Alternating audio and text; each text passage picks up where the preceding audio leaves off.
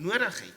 'n reeks wat ons besig is om te kyk na die vrug van die Gees, en as jy so 'n bietjie uitgemis het daarop, en vir almal wat aanlyn kyk, wil ek ook net sê welkom vir julle, en later as julle na hierdie kyk, dan gaan julle hoor, ek sê vir jou ook welkom. Maar ons het op YouTube het ons hierdie reeks saamgevat, en as jy dit gemis het, en later weer wil opvang daarmee, en dalk 'n studie verder wil maak daardeur, as jy op YouTube gaan, Dr. Dale Stellenbosch, dan sal jy dit daarso vind. Maar ek wil begin vanoggend deur eers vir jou net 'n storie te vertel wat my net gestuur het hierdie week.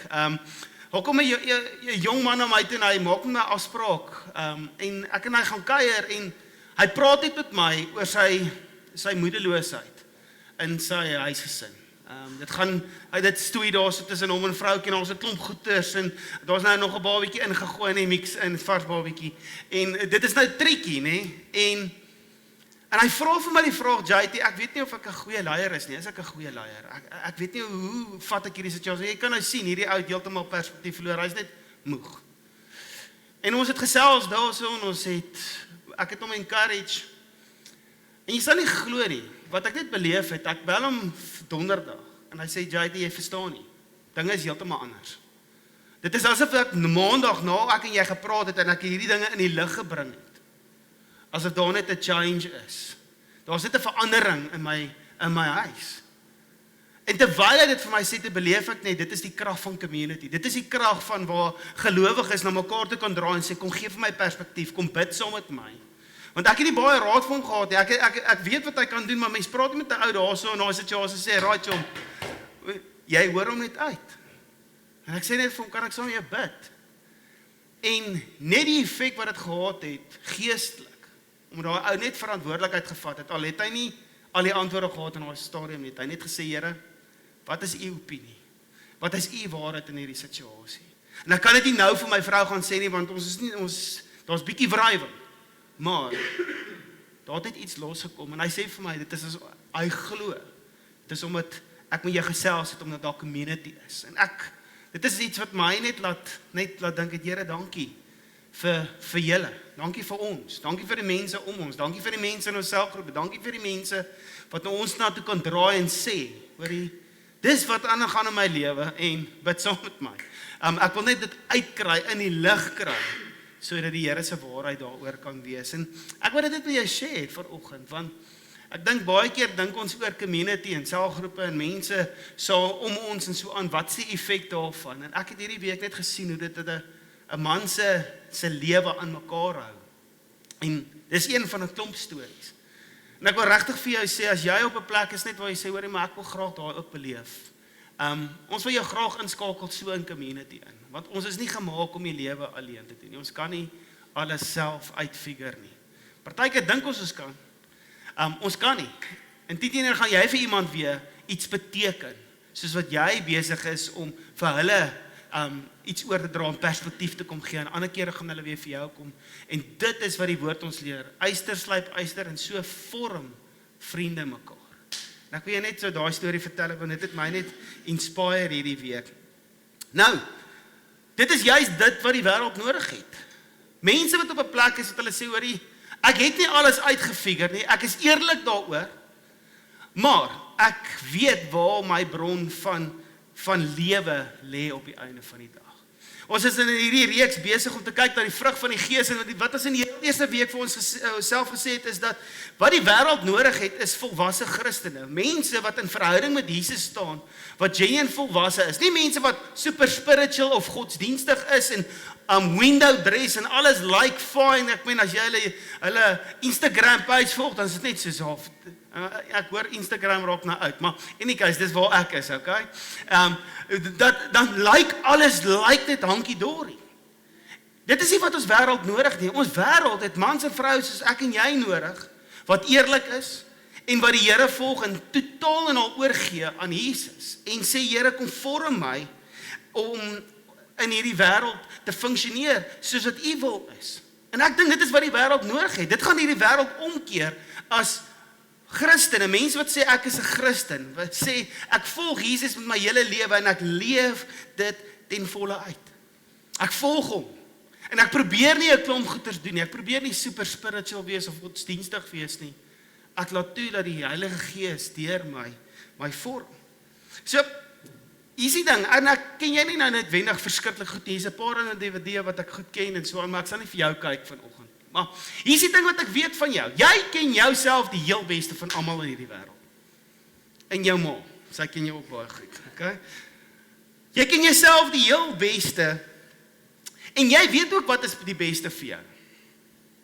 Maar partykeer gebeur dit met ons almal, dat jy weet wat is die beste vir jou, maar soos wat jy stap deur die lewe, dan kom daar situasies, en jy weet eintlik ek moet nee sê vir hierdie ding.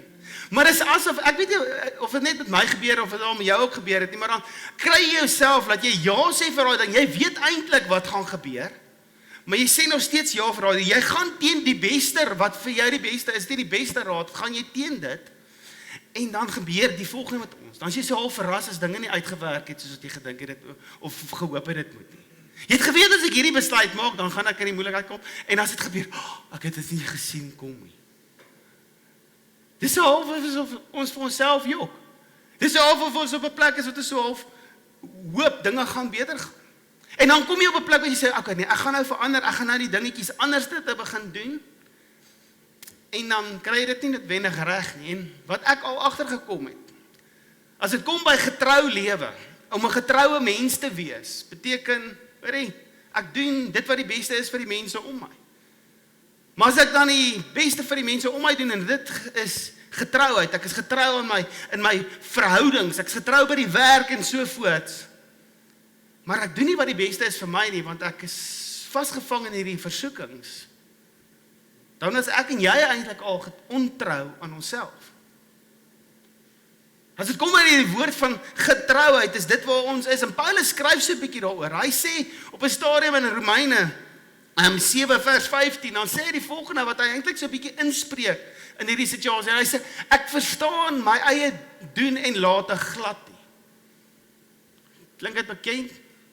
Wat gaan wat ek graag wil doen, laat ek na, maar wat ek verafskiet, juist dit doen ek. En dit is so half 'n confusing stukkie wat Paulus hier so skryf, want dit is so half, hoorie chom, jy het soos 2/3 van die Nuwe Testament geskryf, jy het kerk geplant soos bossies, jy het net oral gegaan, en nou kom jy en jy moet ons eintlik motiveer chom, en hy sê, ek verstaan nie altyd wat ek doen nie, klink dit bekend? Ek wil iets doen, maar ek doen nie, en dit het ek veraskie, juist dit doen ek, as ek doen wat ek nie wil doen nie, en my gewete kla my dan aan daaroor. Het dit al met jou gebeur, dat jy iets doen wat jy nie eintlik wou doen nie, maar jy het dit gedoen? In die heat of the moment, sê jy vir mamma ietsie, of vir papi, of vir iemand by die werk, en dan na die tyd, oh man, nou moet ek gaan jammer sê. Paulus spreek in hierdie dinge, en hy gaan aan, hy sê klaar nie, ek weet dat ek, ten minste wat my ou sondige natuur betref, nie oor die vermoë beskik, om die goeie te doen nie.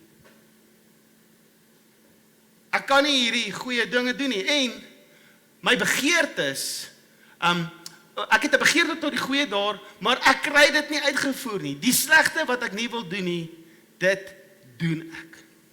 Nou jy die prentjie sien, Paulus is besig om die boek van Romeine in vers 7, hoofstuk 7 is hy besig, en vermoed dat hy 10 in die tronk was, en hy was besig om dit te dikteer aan iemand, en laat hulle skryf. Dan kan ek sien hierdie ou stap op en af van die tronk se sel, en hy is besig om vir hierdie ouens te sê, dit wat ek wil doen, dit doen ek nie, dit wat ek nie wil doen nie, dit doen ek. En hierdie ou skryf. En hy dink by homself, man, die ander hoofstukke was so powerful, en nou kom hy hierso, en hy is op hierdie plek van totaal en alle oorgawe. En dan kan hy sien hoe Paulus net stop en sê, maar wag, daar's meer. Hy sê, arme ek, wie sal my uit hierdie doodstoestand kan red? Hy gaan aan en hy sê, hoor jy, ek sukkel. Ek kry dit nie reg nie. Wie gaan my, daar's ander vertalings wat sê, o elendige mens. Nou ja, die woord elendig is maar net 'n lekker Afrikaanse woord. Jou elendeling. En hy sê, ek is elendig. Ek gaan dit nooit reg kry nie. Ek doen al hierdie goeders, ek praat al hierdie goeders, maar dit voel vir my, ek's besig met partykeer. In my eie hart voel ek soos 'n hypocriet. Ek's net besig met hierdie window dressing partykeer, want as ek kyk na my lewe, dan sal goeders wat uit werkheid is. Maar gelukkig stop hy nie daar nie. Dit is juist waaroor hierdie reeks gaan. Hy sê, waar Christene, waar eintlik die vraag kom vra, dat Christene sal optree soos wat Jesus opgetree het. Hy kom maak hierdie opmerking en hy sê, hoor, ek kry dit net nie reg nie. En dit is waaroor hierdie reeds gaan om te sê, hoor die Here, ons wil graag op 'n plek wees waar ons U wil uitleef, laat ons Jesus sal reflekteer. En daar's iets wat Paulus gesnap het oor die mense toestand, wat hy eintlik kom sê, hoorie, in my eie kapasiteit, dis waaroor hy skryf, ek kan nie hierdie doen nie. Wie sal my van hierdie doodstoestand kan red? Ek en jy kan nie eers oplewe met mense om ons nie. Ek gaan nooit kan sing soos Morney nie. Inteendeel, ek moenie sing nie. Ek weet jy sal nooit kan dryf soos Rory McIlroy nie. En dan, jy gaan nie dit reg kry om te kan kos maak, soos my skoonma nie. Dit is belaglik. Jy gaan nooit dit reg kry nie. En ons kan nie eers opmeasure met die mense om ons nie. Dan kom die woord en hy sê vir ons moet opmeasure met Jesus. Paulus snap hierdie ding, dat hy net sê, hoor, ons gaan dit nooit self kan doen nie. Althans nie konstant nie. Gelukkig stop hy nie daar nie. Hy gaan aan en hy sê, die antwoord hierop is Jesus Christus, ons Here. En daarvoor dank ek God. Daai tension wat ons beleef in ons harte van, ek kry hierdie ding nie reg nie. Dit is so groot partytjie vir mense dat hulle na rukkie net ophou en net sê, ag, weet jy wat, los dit. Ek gaan net aangaan met my lewe. Ek gaan maar net gaan met wat ook al oor my pad kom. Ek gaan nie meer probeer hierdie dinge doen nie. En dit is later in Paulus se refleksies in Galasiërs waar ons is. Maak hy die opmerking waar hy sê, hoorie maar, kom ek gee vir jou hoe 'n Christen se lewe lyk. Jy 'n volger van Jesus, 'n volwasse Christen, 'n volger van Jesus. Hoe jou lewe lyk, wat is die karaktereienskappe van jou lewe? Hy het nie vir ons 'n to-do-lysie kom gee nie, want 'n to-do-lysie is daai 'n probeerlysie. Dit is vir ons almal eintlik 'n probeerlysie. Ek gaan probeer om hierdie reg te kry en dan gaan ek ergens faal. Ek gaan ergens mislukking. So dit raak eintlik 'n mislukkingslysie, nie 'n misluklysie nie, want daar dis nou nie daai lysie wat jy maak van al die mense wat lelik is met jou nie. Daai lysie wat jy net mee sukkel. Ek gaan dit nooit regkry nie. Hy is besig om vir ons te sê, dit is die to-do lys. Vanoggend terwyl ons worship sien ek hierdie beeld net, 'n goeie vriend van my het, hy's Lego mal. Alles in sy huis het ergens 'n Lego. Hulle het nie blomme in hulle huis. Hulle het Lego blommetjies. Dit is soos daai goedjies as jy bou, sit dit in 'n potjie en dit is lyk altyd mooi. Maar daar's iets van dit wat vanoggend met my praat, van waar ek net beleef, dat partykeer is dit hoe ons lewens is, ons so probeer hierdie to-do lysie, ek moet nou net hierdie lewe, wat hierdie blom verteenwoordig, moet ek net gou bou, ek moet net gou die plannetjie kry, en dan moet ek die stappies volg, en daai dingetjie, en ek sukkel om die stukkie te kry, glo vir my, ons bou ook hy Lego by die huis, met daai kindertjies vir my, dan, waar is daai blokkie? Dan sit sy op hom. En partykeer voel dit vir jou, jy sit op die blokkie, wat hierdie ding aan mekaar moet hou. Maar vanoggend beleef ek net, daar's iets wat die Here wil sê, hoor, ek wil daai Lego plant, en ek sien letterlik net hierdie beeld in my gedagtes van, hoe daai blom uit Lego uit verander in iets wat lewendig is. Dis nie iets wat jy kan bou met 'n plannetjie nie. Daar's iets wat die Here wil kom doen, en dit is juis wat Paulus vir ons kom sê, hy sê, dit is nie self-effort nie, dis die vrug van die Gees. Nie die vrug van jou nie. So daar's 'n oriëntasie van 'n posisionering wat ons osself kom insit en sê, okay Here, hoe lyk dit? Hoe werk hierdie ding? Dit is iets wat ek toelaat en waar ek kom oorgee en sê, okay Here, kom kultiveer hierdie volgende dinge in my lewe. Want as dit nie hy is wat dit doen nie, dan is dit my vrug. En my vrug is op en af. Wankelrig, heen en weer. Eendag so, volgende dag so, dan doen ek wat ek nie wil doen nie, en dan doen ek wat ek wil doen, en dan voel ek soos hierdie hypocriet. Die pressure kom haal hy af en hy sê, dit is nie die lewe van oorwinning, koninkrykslewe, die lewe van hoop wat die Here vir jou het. Hy het vir jou gekom en hy het gesê, die Gees, die vrug van die Gees, wat die Gees voortbring, is liefde. Dis blydskap, dis vrede, dis lankmoedigheid, vriendelikheid, goedheid en getrouheid. En ons is hierdie week, gaan ons fokus op getrouheid. In week 6 van, wat ons sê, wat het ons wêreld regtig nou nodig het. Nou, dit is maklik as ons praat oor getrouheid, om getrouheid te identifiseer. As ek net vir jou sê, dink aan iemand wat getrou is, en hulle, nie getroud nie, getrou. aan ander mense is, dan kry jy vinnig 'n prentjie van, ons weet hoe lyk getrouheid. Ons weet hoe lyk ontrouheid. Ek meen, jy dink dit aan daai ou wat op sy girl verneek het, en daai girl wat daar so by die werk gecheat het, en die ref wat gister geblaas het, soos, hy was ontrou aan wêreld rugby. Ons kan daai dinge onmiddellik sien. Jy kan nie glo mense hanteer ander mense soos daai persoon. As jy aan die ontvangkant van dit was, dan is dit nog erger, van iemand wat ontrou was aan jou. Ek kon onthou mense wat saam met my take gedoen het op universiteit, want ek het gedink hierdie girl is die mooiste meisie, ek wou net so saam met haar kuier en so aan. Dis nou voordat ek Marilet ontmoet het, en ek van niks beter geweet, ek was die eerste jaar, ek was nog dom. En ek het gedink, hoor toe ons saam aangedeel word om hierdie taak saam te doen, hier is my kans. Daai girl het niks gedoen vir ons taak. Sy was heeltemal na daai taak, was sy so onaantreklik vir my, dis crazy. Net by myself gedink, ja, come on, kan nie glo jy doen dit nie. En het dit dalk al met jou ook gebeur, waar jy ontrouheid beleef het, waar jy al opgeweeg het, hoorie, dis eintlik vir my maklik om hierdie ding nie te doen nie, want as my vrou hiervan uitvind, maak sy my dood. Daar is niks van egskeiding nie, maar moord is verseker 'n opsie. As my baas hierdie uitvind, dan gaan ek gefire word. As my gemeenskap hiervan uitvind, dan het ek moeilikheid, dan gaan ek nie kan winkel toe gaan. En daai tipe gaan van getrouheid is nie eintlik die vrug van die gees nie. Die motivering daarvan is eintlik jou selfbewaring, dat jy nie op 'n plek kom waar jy in die moeilikheid is, want as my vrou hiervan uitvind, maak sy my dood.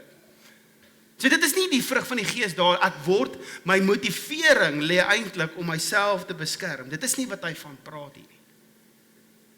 Getrouheid is heeltemal iets anders.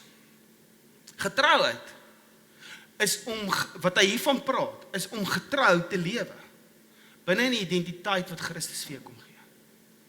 Binne in die identiteit van, ek is nou 'n nuwe skepsel, ek het nou 'n nuwe lewe, en soos wat hy later verduidelik, aangesien ons dan nou deur die Gees leef, laat ons ook met die Gees in pas bly. En die boodskapvertaling sê, laat die Gees na jou gedrag bepaal.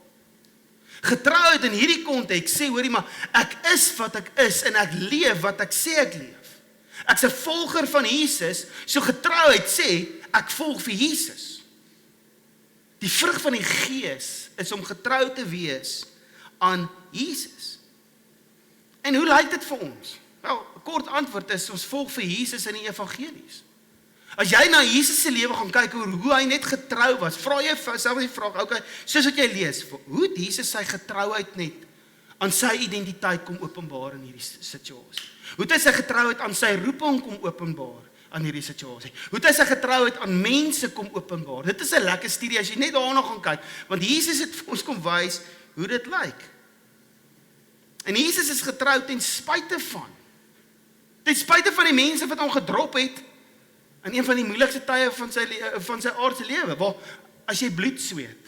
Nou, ek weet nie lekker, dokters, julle moet my maar sê, hoe werk daai storie, maar hoe kry jy dit reg? Ek dink nie 'n Urbanol gaan help in daai situasie. Die angs is so hoog, en toe Jesus in die moeilikheid is, toe hardloop daai ouens, soos Kirkley Arend sê, 'n gap slaan, weg van Jesus af. Ek ben die een van die ouens wat die naaste aan Jesus is, Petrus, sê hy ken hom nie. Het dit al ooit met jou gebeur?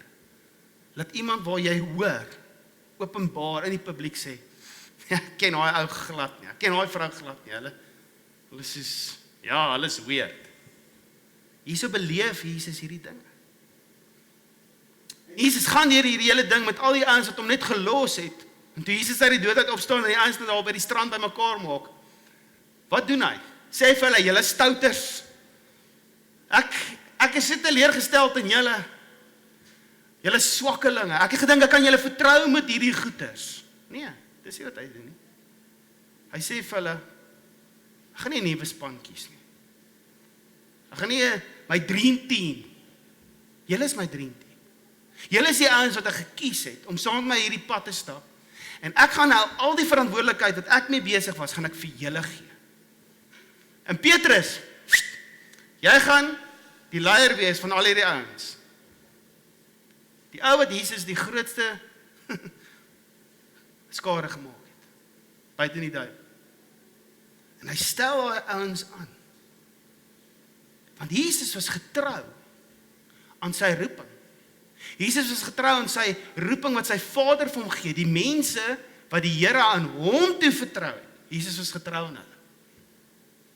Hy het hulle net gelos nie.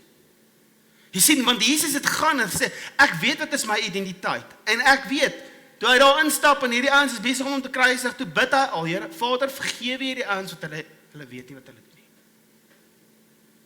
Hy was getrou in die middel van die grootste angs in sy lewe. As dit kom by my storie, dan, ek sal al vir 22 jaar nou al Christen. Lekker, eerste jaar tot bekering gekom, 22 jaar en ek is nou vir 18 jaar al voltyds in die bediening, so ek is vir 18 jaar al professionele Christen. Ek het 'n plakkaatjie teen my muur, ek het 'n party mense noem my pastoor, ek het 'n titel, ek wil 'n boek skryf, ja, gaan jy my help? En hoeveel keer, ten spyte van dit, was ek nie al ontrou aan my roeping nie. Hoeveel keer het dit nie al gebeur dat ek 'n ander identiteit toelaat om my gedrag te vorm? Hoeveel keer was ek nie al ontrou aan die mense om my? Ontrou aan die Here. Ek meen, toe ek net tot bekering gekom het, was daar 'n klomp sondes dat as ek myself weer kry, dan doen ek presies soos Paulus sê, wat ek nie wil doen nie, dit doen ek. Soveel keer was ek ontrou aan die Here. Maar sy getrouheid het gebly, want ek het nog steeds vandag verhouding met hom. Nog steeds. Ten spyte van my ontrouheid het hy na my toe gekom en gesê, ek gaan nog steeds vir jou hierdie verantwoordelikheid gee. Want daar's 'n roeping op jou lewe. En jou roeping is my roeping, JT. En ek gaan getrou wees aan daai. Sal jy my volg? Ten spyte van al my dinge wat ek net op droog gemaak het, en ek dink dieselfde. Elkeen van ons was al ergens ontrou aan die Here. Ontrou aan iemand, ons het vir iemand gejok. Ons het vir iemand gesê, nee, ek gaan hierdie doen, dan het ons nie, en dan sê ons, nee, dit is hier verkeer. Of een of ander ding, dan was dit net, jy het hierdie bol gedrop. Wat ek agtergekom het van die voorbeeld wat Jesus in my lewe is ten spyte van ontrouheid. Die midde, dat hy getrou was in die middel van my ontrouheid. En vir my is daai die ultimate uitdrukking van wat dit is om te leef soos Christus. Waar daar ontrouheid om jou is, aan jou gedoen word, en jy bly getrou aan jou roeping, aan jou identiteit. Jy laat nie toe dat dinge wat in jou verlede gebeur het, soos 'n ball and chain is wat jy die res van jou lewe saamsleep. Want jy's getrou aan God se opinie. U waarheid is my lewe. So as u sê ek is 'n nuwe skepsel, yes, ek is 'n nuwe skepsel. So ek gaan myself oriënteer en ek gaan nie meer toelaat dat die dinge van my verlede my vashou nie. Ek gaan nie toelaat dat dinge wat met my gebeur, my identiteit so kom vasvat, dat ek op die einde van die dag myself diskwalifiseer, of dat ek gediskwalifiseer word nie. En as dit kom by dit, is dit belangrik om net te sê, ek praat nou nie hiervan wanneer jy in 'n toksiese werksomgewing of in 'n toksiese verhouding is, wat verskriklik sleg is vir jou, om daar te bly nie. Inteendeel in Matteus 10 vers 16 tot 23 skryf, sê Jesus, ek stuur julle soos 'n skape onder die wolwe in. Julle gaan vervolg. Daar gaan ouens wees wat teen julle gaan dra. Nou op die stadium maak Jesus 'n opmerking wat hy sê, wanneer jy op 'n spesifieke plek vervolg geword, gaan na 'n ander dorp toe. As jy daar so vasval, wat ek stuur jou, hulle wil jou nie daar nie. Die wêreld gaan hulle self teen jou dra. En dit kan dalk met jou gebeur. En Jesus self sê, hoorie, maybe you need to relocate. Miskien is daai omgewing waar jy funksioneer so toksies, dit is besig om jou dood te maak. Om getrou te wees beteken nie jy haak vas daar vir altyd en ewig, want dit is nou maar net, ek gaan nou getrou wees. Daar is ergens iets wat die Here sê ook, ek release jou van die omgewing. Maar ek wil nie daaroor praat nie. Getrouheid, ware getrouheid, is waar ek en jy aan die einde van ons kapasiteit kom om geduldig te wees. En hoor my uit. Ware getrouheid is wanneer jy uit jou kapasiteit leef om vriendelik te wees. Want die pressure is so aan. Ware getrouheid is op 'n plek waar jy sê, Here, ek kan nie hierdie nou meer doen nie. En daarom gaan ek myself fokus op U. En Heilige Gees kom help my in hierdie situasie. Dis getrouheid. Getrouheid is om te sê, Here, ek volg U in alles. En ek gaan nie my eie gedagtes vorm oor hierdie ding en ek gaan want die realiteit is, dit is wat Paulus sê. Jy gaan ergens iets doen wat jy nie wou gedoen het nie, want jy het jouself uitgefunksioneer. Wie gaan my red uit dit uit? Net Jesus gaan. Getrouheid aan hierdie titel wat ek en jy dra van ek is 'n volger van Jesus, ek is 'n Christen, is wanneer my kapasiteit opraak. Here, want in alles wat ek doen wil ek U verheerlik. In alles wat ek doen wil ek U verheerlik. Daarom gaan ek getrou wees. En ek gaan na U toe draai. En ek gaan vir U vra, Vader, kom help my om hierdie situasie te hanteer. Kom help my om hierdie mens lief te hê. Kom help my om geduldig te wees. Kom help my om leiding te neem. Want ek kan nie. Ek dink dit is wat ons wêreld nodig het. Dis die perfekte gap wat ons kan slaan, wat ons wêreld kan sien hoe dit lyk om Jesus te volg. Hoe dit lyk om te sien hoe hierdie Christene praat nie, want baie mense is baie krities oor Christene. Ja, julle praat 'n great game. Maar as dit kom by die speel van die game. Nou ek wil net vir jou sê Paulus hy kom help ons almal uit. Hy sê ja, jy is heeltemal reg. Baie mense sal na jou draai en sê ek dog julle het hierdie ding al uitgefigure. Dis nee, ons is besig. Want die realiteit is ek is nie perfek nie. Maar ek loof God dat dit Christus is wat my hierdie kom doen. Om getrou te wees wanneer dinge maklik gaan. Dis maklik. Wanneer daar nie baie pressure is nie. As sodra die pressure kom, is dit baie moeiliker om getrou te wees aan hierdie identiteit. Om getrou te wees aan Vader, ek gaan nie nou self doen nie, want dit is die vrug van die Gees. Ek gaan oorgee aan U wanneer dit moeilik gaan, wanneer jy druk beleef, wanneer dinge nie lekker wil uitwerk nie. Dit is juist daar, glo vir my, ek het 'n paar stukke van dit gehad hierdie laaste 6 weke. Waar jy net heeltemal moed op wil gee in sekere situasies. Dis wanneer 'n mens besef jy kan dit nie alleen doen nie. Dit is wanneer die Heilige Gees wat jy na die Heilige Gees draai en sê, Vader, kom doen hierdie in my en deur my. Kom word verheerlik in my en deur my lewe. Dit gaan 'n impak hê in hierdie wêreld en dit is wat ons wêreld nodig het. Manne en vroue wat op 'n plek leef wat hulle sê, Here, ten spyte van die seer oomblikke, ek gaan nie toelaat dat hierdie my identiteit en my waardigheid kom aanval en kom tot niet maak nie. As mense ontrou is aan my, ek gaan nie toelaat dat hierdie ding oor my hang soos 'n donker wolk nie. Maar wat as jy dalk die persoon was in die game van die lewe, wat skuldig was aan ontrouheid? Straal hom net 'n bietjie om. Want wat ek weet wat gebeur met ons is baie keer op 'n plek wat jy jouself regverdig in dit wat jy gedoen het, of jy het al vergeet daarvan. Ek weet dit so lank terug gebeur. Maar ek weet nie van jy nie, maar dit is asof soos wat Paulus die heeltyd word ek herinner daaraan, my gewete kla my aan en ek kan net nie losmaak van hierdie ding nie. Dis asof daar iets moet gebeur. Dat tot ek nie daai ding in die lig bring nie, is dit asof daai ding oor my hang en ek kan nie losmaak van dit. Dis asof daar 'n ding is wat gebeur het en ek leef die heeltyd met daai ding in my kop, hier in my agterkop en dit spoel oor in jou verhouding met die Here en die verhouding met die mense om jou. Waar jy onvrymoedig is of jy's bang vir hierdie ding. Ek het tot soveel mense gehoor wat sê, weet jy wat, ek wil nie 'n ouer wees nie, want sê nou net die goeders wat in my is, draak oor aan my kinders. Ek gaan eerder dan nie 'n ouer wees nie. Dit is hoe diep dit kan gaan. Waar jy net sê, hoorie, Ek gaan myself net laat uitklim uit hierdie ding. Maar hier is die waarheid. Die Here het jou klaar vergewe. En hy kom sê, daar's niks so kragtig in die herstel en die losmaak van die ontrouheid, soos hy jammer sê nie. Soos die ding op die tafel sit en sê, kyk, ek het hom nou lank genoeg onder my bed ingedrink. Dis amazing hoe vinnig my seentjie sy kamer kon opruim. Maar jy moet nie daai kas oopmaak nie.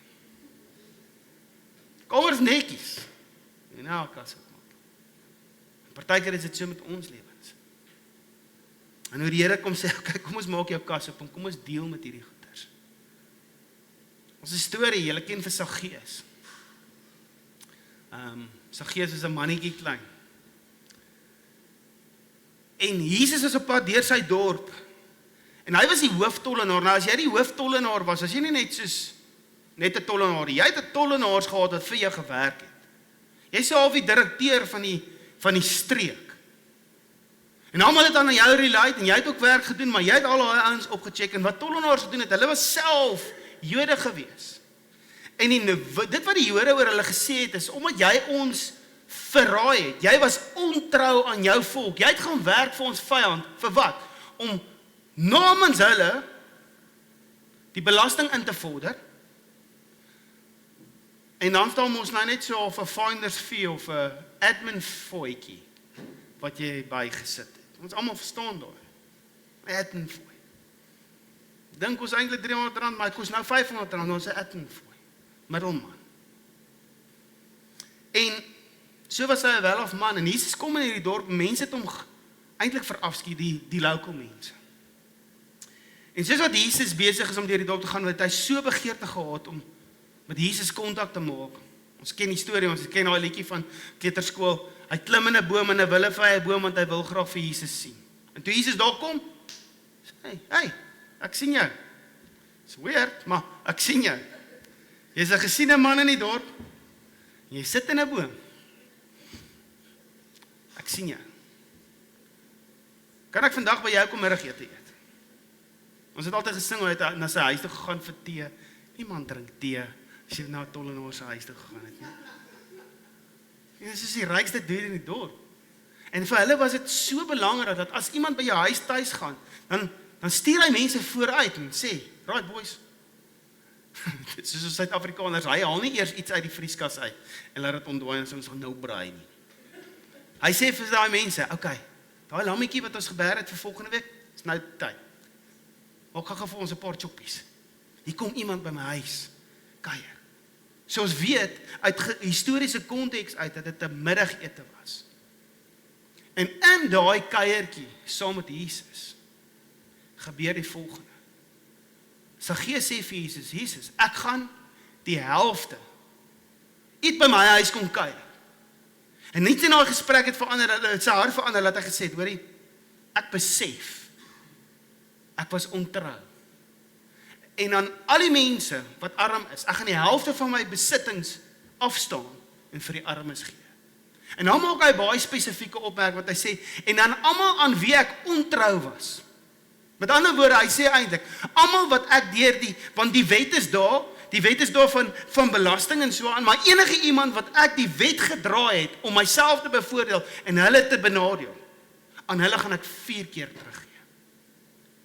Ons hierdie confession van sy kant af, waar hy sê, ek was ontrou gewees. Ek was nie besig om 'n goeie Jood Israeliet te wees nie. Want Mammon het my beet gekry.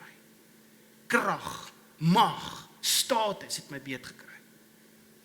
En hulle sal ek 4 keer teruggee.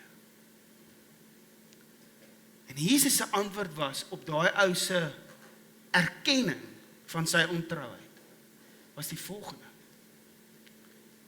Vandag het daar verlossing vir hierdie huis gekom.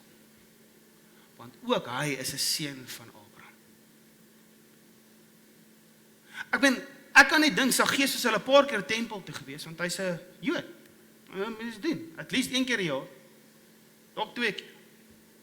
So ek dink ook hy het al gebid en sê Here, asseblief help my want ek kan nie in die aand alleen loop nie want as daai selote vir my kry, ons ek in groot moeilikheid. Ek kan dink hy het gebid en ek dink die Here het sy gebede gehoor. Maar daar was 'n moment toe hy het nie vir Jesus sê, hoor, baie dankie, jy het my lewe verander. Hy het dit publiek gaan sê, Jesus, hierdie is wat ek nou gaan doen. Hou my accountable. Helfte vir die armes en vir almal wat ek ingedoen het, buite dit wat die wet my toelaat, ek gaan dit vir hulle 4 keer teruggee. En in daai confession van sy ontrouheid, het daar genesing gekom. En dit is asof die Here daarso kom sê, hoorie maar, die genesing het net vir jou persoonlik gekom nie.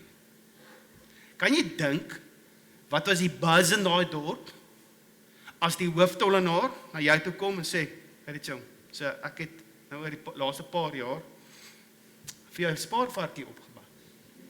Ek het jou gecheat en hiersoos dit wat ek van jou gevat het, jy weet, hier sit 4 keer terug. Boem, pas daai ou uit. Kan nie glo, hier het nou gebeur nie. Kan jy nie dink die baas, jy verskillik die arme mense wat dit sien, hoorie, hierso gaan Saggeus en hy gee die helfte van sy rykdom weg vir die armes.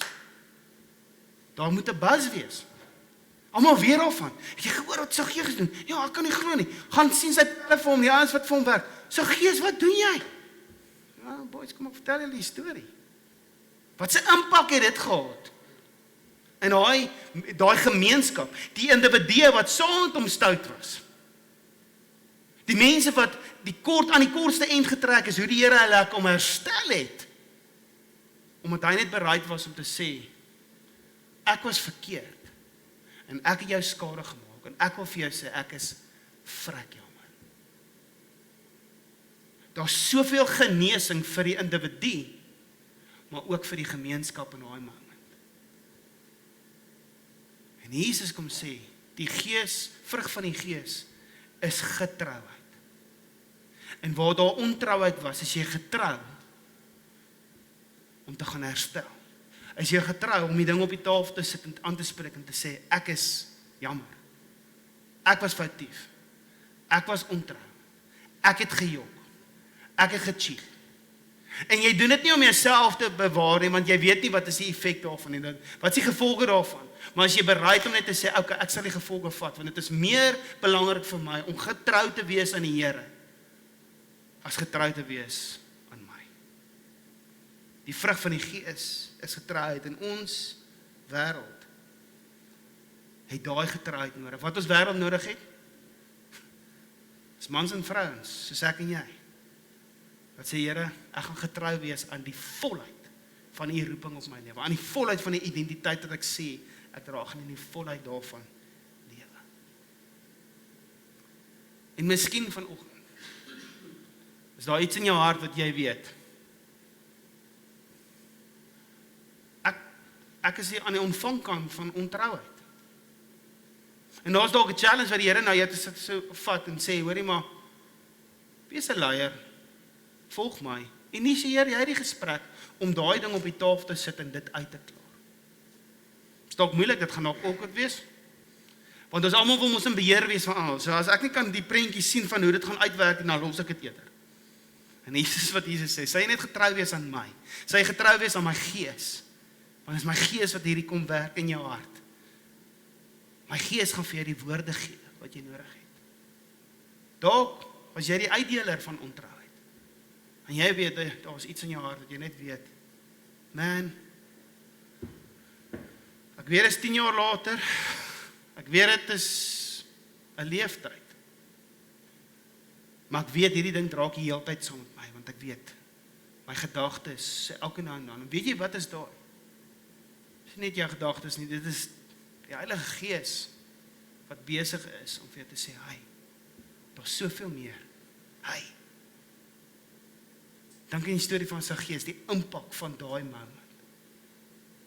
Dalk is jy gehoorsaam is aan die Heilige Gees wat jy sê, gaan maak daarso.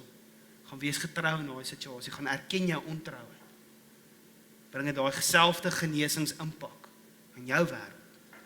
Ek dink dit is wat ons wêreld nodig het. Dit is wat ons wêreld nodig het, mans en vrouens. En laat ons dit nie net doen by ons huise en met ons vriende en die familie nie, maar by die werk, waar ons funksioneer. Dat ons nie ontrouheid sal ontmoet met geweld en ontrouheid en kwaad nie, maar met genade. En by die Here hoor, Here, wat is my rol in hierdie persoon se lewe? Wat wil U doen deur my kom doen? Wat is U roeping op my lewe dat ek daai kan gaan doen?